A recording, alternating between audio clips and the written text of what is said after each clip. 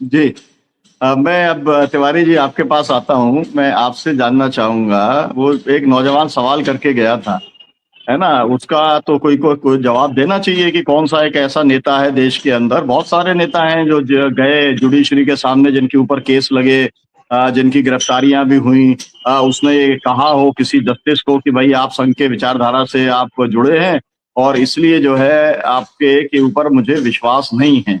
एक-आध case ऐसा। मैं अब दूसरी बात आपसे पूछता हूँ कि जो है अरविंद केजरीवाल बी टीम जो है वो मतलब एक तरीके का कंसेंसस है, जो सोशल मीडिया के अंदर भी एक कंसेंसस है कि वो बी टीम है ना? जिसको मैं कभी मानता नहीं रहा। लेकिन मेरा जो ए टीम है, मतलब ए टीम नहीं, मेरा मतलब ये है कि जो अपने आप को जो अपोजिशन कहते हैं बीजेपी के, आरएसएस के, उनमें से कौन से चीफ मिनिस्टर हैं जो जेल के अंदर कांग्रेस के पड़े रहे, या समाजवादी या गांधीवादी या कोई भी किसी भी डीएमके के या फिर टीएमसी के, मतलब टीएमसी के मेरे ख्याल लगता है आम आदमी पार्टी बाद में नंबर 2 के लोग होंगे जिनके ऊपर सबसे ज्यादा केस लगे, लेकिन उनको भी बी टीम ही माना जाता है ना? मतलब यही जब इसी पूरे लॉट के साथ में अगर मैं किसी भी बहस में शामिल होऊंगा तो टीएमसी के बारे में भी वही बात होगी जो ममता बनर्जी के बारे में होती है, वही बात अरविंद केजरीवाल के बारे में होती है। तो ये आप मुझे बताइए कि सबसे ज्यादा विधायक जी उनके सर। जेल में गए,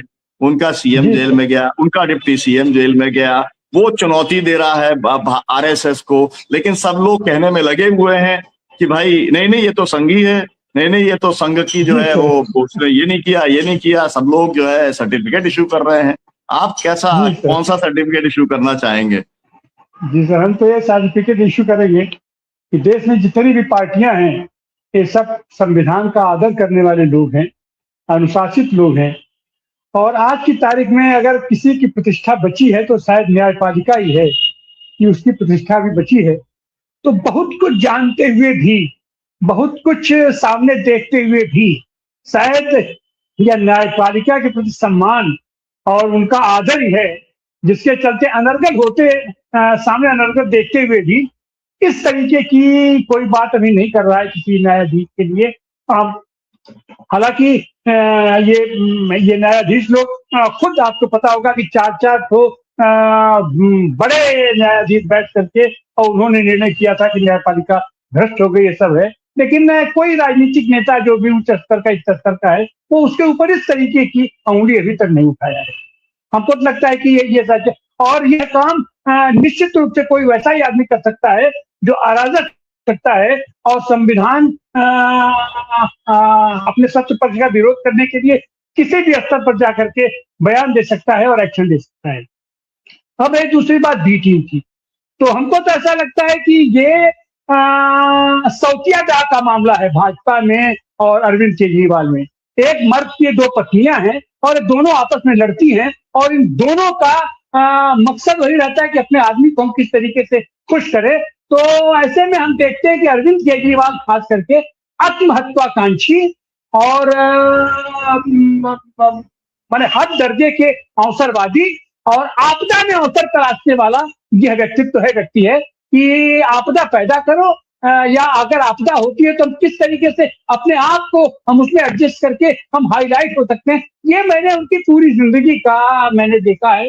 आप ही जागृति कह रही थी कि हम लोग तो उनसे तब से परिचित हैं जब वो हम लोगों के साथ भूखे प्यासे साइकिल पर चला करते थे इसी बनारस की गलियों में, है?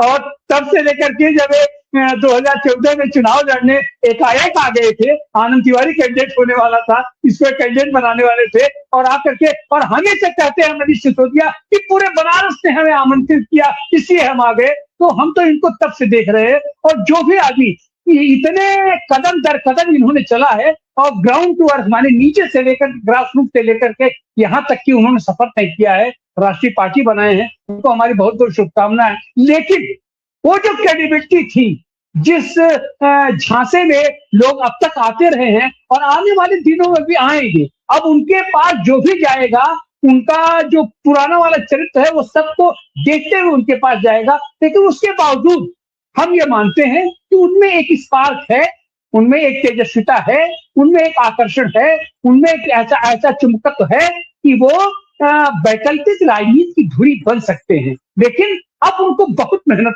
करना पड़ेगा क्योंकि गंगा का बहुत सारा पानी बह गया। अब आज की तारीख में वो नंगे खड़े हो गए हैं, और उस नंगे में जाहिर सी बात है कि आज की जो उनकी लड़ाई है, वो लड़ाई आम आदमी के लिए नहीं है, वो लड़ाई आम राजनीति के लिए नहीं है, वो लड़ाई आम सिद्धांत के लिए नहीं है। वो सीधे सीधे दिखाई पड़ती है कि तुम्हारी गर्दन फंस गई है, चूहेदानी में तुम्हारी गर्दन फंस गई है, इसलिए तुम फड़फड़ा रहे हो और अपने लिए तरह तरह के उपक्रम खोज रहे हो। ये माने आज की तारीख में भी, आज न वो जो तो ये गांधी के साथ टक्कर की वो बात करते हैं। अभी हम देखे जब अपना पंजाब में गए तो भगत सिंह और अंबेडकर दोनों की तस्वीर अलग अलग लगा करके बीच में आके, चाहे केजरीवाल बैठे हों और चाहे वो भगवंत मान बैठे हों, तो ये कभी ये भगत सिंह को पकड़ लेंगे, कभी अंबेडकर को पकड़ लेंगे, कभी गांधी को पकड़ लेंगे। इतना ही नहीं,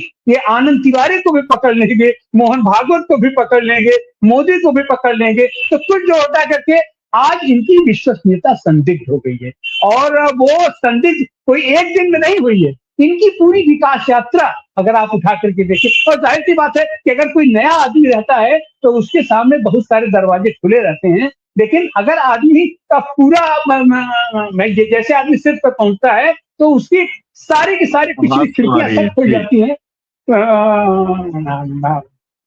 पिछली खिड़कियां खुल जाती हैं। तो वैसे ही इनकी सारी पिछली खिड़की खुल गई है। अब आने वाले दिनों में इनको मेहनत तो करना पड़ेगा, इनकी क्रेडिबिलिटी बन सकती है। और बात सही है कि ये दिल्ली के एक संवैधानिक पद पर रहते हुए, एक जिम्मेदार के पद पर रहते हुए, इन्होंने आम आदमी के लिए, आम कार्यकर्ता के लिए, जनतांत्रिक पद्धति के लिए, जनतांत्रिक आंदोलन के लिए इन्होंने क्या किया है, उसका देखिए, उसका छिद्धान्वेषण तो किया जाएगा, उसका माप तोल तो की जाएगी, और उस माप तोल पर ये पसंगा बराबर भी नहीं टिकते हैं। हाँ, आज उनके ऊपर संकट है। आज वो जो लड़ाई लड़ रहे हैं, निश्चित रूप से उसका समर्थन किया जाना चाहिए। जब जागो तभी सवेरा, हम तो ये मानते हैं, जब जागो तभी सवेरा। तो अगर ये जगह है, लेकिन ये इनका जागरण अभी इनको अपनी क्रेडिबिलिटी फिर नए सिरे से बनानी पड़ेगी।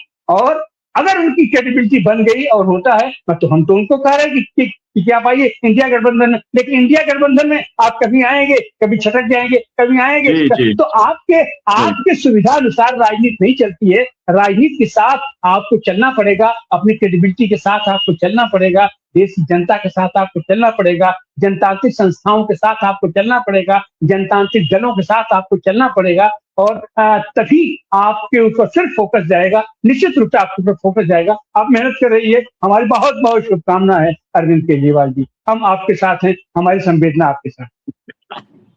बहुत बढ़िया। इसको बोलते हैं अमर सिंह जो हैं, हमारी सभा के बाद में नेताजी से बोलते थे कि नेताजी आपने देखा मेरा चेहरा लाल है, पूछते थे बताओ भाई कहाँ, मुझे तो लाल दिख नहीं रहा। अरे कहा डॉक्टर सुलेम का भाषण हुआ, मुझे इतने रेशमी जूते मारे कि मैं बेहोश था, लेकिन आप देख नहीं रहे थे। तो तिवारी जी जो है पूरा अरविंद केजरीवाल का को नंगा करने के बाद में कह रहे हैं कि अरविंद केजरीवाल हम तुम्हारे साथ है। बहुत बहुत शुक्रिया। ये डिबेट जो है बहुत रोचक थी। मुझे लगता है कि ये चर्चा हम लोग आगे करते रहेंगे, और कभी ऐसा दिन भी आएगा जब इस चर्चा के अंदर जो विषय होगा उसके ऊपर भी कभी चर्चा होगी, क्योंकि मैं आज तक आम आदमी पार्टी और अन्ना आंदोलन और अरविंद केजरीवाल के अलावा कोई भी मुद्दे के ऊपर अगर डिबेट रखी जाए कि सबसे ज्यादा प्रताड़ित पार्टी है, सबसे ज्यादा पीड़ित विधायक हैं या मुख्यमंत्री हैं, घूम फिर करके बात जो है कभी विषय के ऊपर फोकस नहीं हुई। वो बात अरविंद केजरीवाल, अन्ना आंदोलन और आम आदमी पार्टी के ऊपर आ गई है।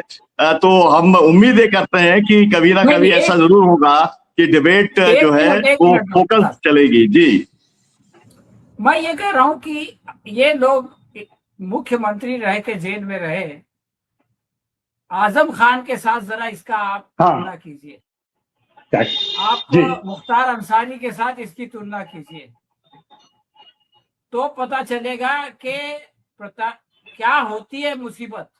100 केसेस लगाए, भैंस चोरी का तक इल्जाम लगा दिया, इनके ऊपर क्या लगा, ये तो अपने मुर्गी चोरी। तो इसलिए ये कहना कि सिर्फ इन्हीं पे मुसीबत आई, सिर्फ इन्हीं पे आफत आई, इसमें कोई दम नहीं है। सब पे आई, लेकिन कोई इनकी तरह जो है वो गिरगुट की तरह रंग नहीं बदला, कभी इधर कभी उधर। लोग डटे रहे तो डटे रहे, जान गई तो जान गई। तो इसलिए ये बात में दम नहीं है। अब क्या है कि हमारा समय समाप्त हो गया है, लेकिन डॉक्टर सलीम खान साहब, कौन सा रंग बदला ये बताइए। अगर आरएसएस के आदमी थे और मोदी के साथ चलते और एनडीए के अंदर रहते तो क्या दिक्कत हो सकती थी इनको, आप मुझे बताइए। किसी भी धर्म के ऊपर कोई दिक्कत नहीं हो सकती थी इन्हें। इन्होंने ये तय किया कि हमको उनके साथ नहीं चलना है। नहीं सर, हिरन पांड्या उनके साथ नहीं चलना चाह रहा था। हिरन पांड्या का क्या हक हुआ? उनके पार्टी में रहकर पार्टी के अंदर का संघर्ष होता है। अभी शायद आप उस संघर्ष को नहीं झेले हैं। कि आपने जो है इसको क्यों नहीं कहा मुझको छोड़ने के लिए, उल्टा उसको मक्खन लगा दे, ये क्या बात है? मोहन भागवत ने क्या किया था इनको छुड़ाने में? बीजेपी ने अपने फायदे के लिए इनको छोड़ा और शुक्रिया अदा कर रहे हैं मोहन भागवत का। तो जब आप ऐसे काम करोगे तो फिर लोग ऐसा बोलेंगे। किसने किया, किसने आज तक आप ये भी सही है। अगर इनको जो है ये बरी हो गए कोर्ट से बरी हो गए तो भी मोहन भागवत ने बरी करा दिया, तो फिर तो इनको आपत्ति उठानी नहीं चाहिए थी। इनको तो ये लगना चाहिए था कि हमारी अपनी जस्टिस है और हमारी अपनी जस्टिस है, तो फिर जो है हमको न्याय मिलेगा और मैं जो है यहाँ पे बरी हो जाऊंगा। अगर आपकी लॉजिक से देखा जाए तो फिर तो ये है कि इनको जो है खुश होना चाहिए था, इनको ये पत्र नहीं लिखना चाहिए था, इन्हें संघ के ऊपर उंगली नहीं उठाना चाहिए था कि संघ के आदमी थे तो संघ की जस्टिस है, तो वो उनको जो है मतलब फिर से वो बरी हो जाते। तुष्टिकरण किया आप हमेशा सशंकित रहती है। जिसने के मोहन भागवत को खत लिखा हो, चलिए आप इनकी बार बार कह रहे हैं ना कि एक आदमी का बताओ कि जिसने जज के खिलाफ, विपक्ष का एक व्यक्ति जिसने सर संचालक को हिंदुस्तान की 70 साल की तारीख में ये खत लिखा हो कि भाई आप बहुत ग्रेट आदमी है, एक का नाम बता दीजिए। जो आदमी ये करेगा उसके बारे में लोग बोलेंगे।